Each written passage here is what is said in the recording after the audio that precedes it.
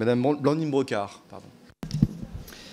Merci, Monsieur le Président. Monsieur le Ministre, mes chers collègues, la question de la gestion du refus d'obtempérer est centrale dans nombre d'affaires.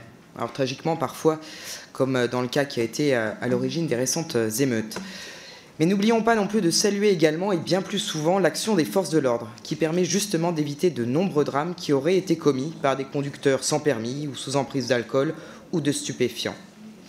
Alors, lors de votre récente audition au Sénat, vous avez donné les chiffres suivants, Monsieur le Ministre. En 2022, les forces de l'ordre ont consigné 25 800 refus d'obtempérer et plus d'1 sur 5, soit 5 329, se déroule dans des circonstances qui exposent directement autrui à un risque de mort.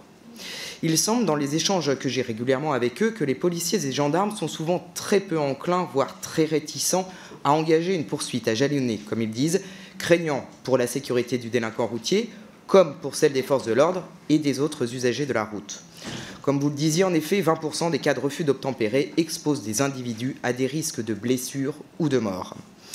Dans un rapport parlementaire publié en 2021 sur les rodéos motorisés, des policiers et gendarmes auditionnés soulignent que les modalités d'intervention leur semblent souvent peu claires, leur faisant craindre un engagement de leurs responsabilités en cas de poursuite d'un véhicule.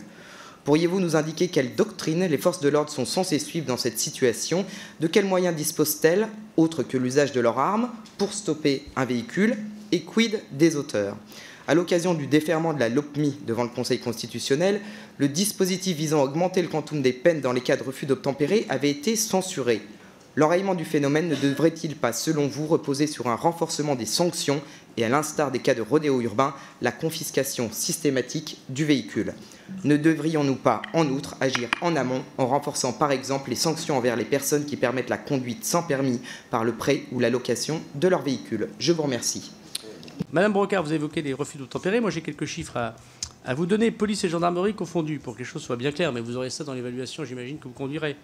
En 2017, il y a eu 9 386 policiers et gendarmes blessés en mission dans le cadre des refus d'obtempérer. Et en 2022, il y en a eu 9 268. C'est-à-dire qu'il y a à peu près chaque année le même nombre de refus d'obtempérer qui blessent des policiers et des gendarmes.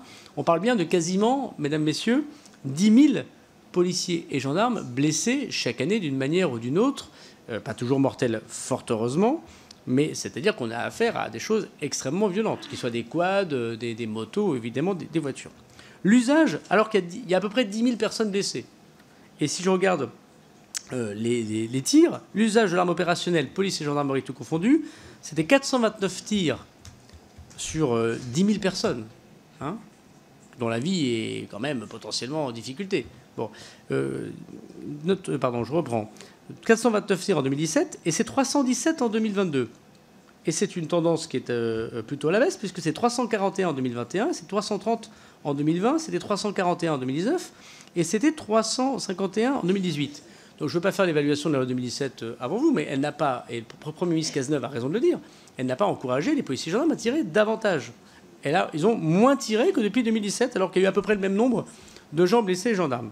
Alors après, il y a les tirs sur les véhicules en mouvement, qui est un autre sujet, pour lequel d'ailleurs il faut sans doute former davantage les policiers et gendarmes, parce qu'il faut beaucoup de tirs fixes, je l'ai déjà dit, et pas assez de tirs en mouvement, c'est tout à fait juste. Il y a eu 255 tirs sur véhicules en mouvement en 2017.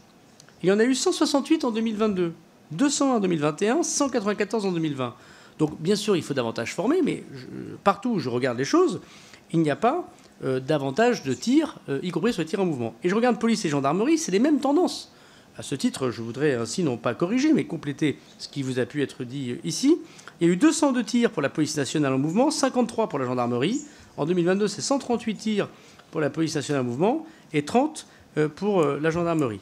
Refus par le conducteur d'un véhicule d'obtempérer à une sommation de s'arrêter, exposant directement autrui à un risque de mort ou d'infirmité, c'est-à-dire pour le policier ou pour quelqu'un qui passe, parce que ça arrive évidemment. Il y en a eu 4 246 en 2017, 4 905 en 2022. Donc ça a même tendance à augmenter, et c'est vrai dans les cas précis. Alors il est tout à fait vrai que dans l'année 2022, on a déjà l'occasion de le dire, il y a eu plus de morts de la part de ces tirs, alors qu'il y a eu moins de tirs. Et c'est une année qu'il faudra regarder dans votre évaluation, je pense que c'est intéressant de le faire, qui est astatistique par rapport à 2017, puisque en 2021, c'était 4, en 2020, c'était 2. Donc ce n'est pas la loi de 2017, ce qui a débloqué les policiers et les gendarmes, et ils n'ont pas fondamentalement changé leur formation, leur tir. Donc qu'il faille évaluer, très bien, mais moi je veux redire que ce n'est pas un permis de tuer, comme d'ailleurs l'a très bien dénoncé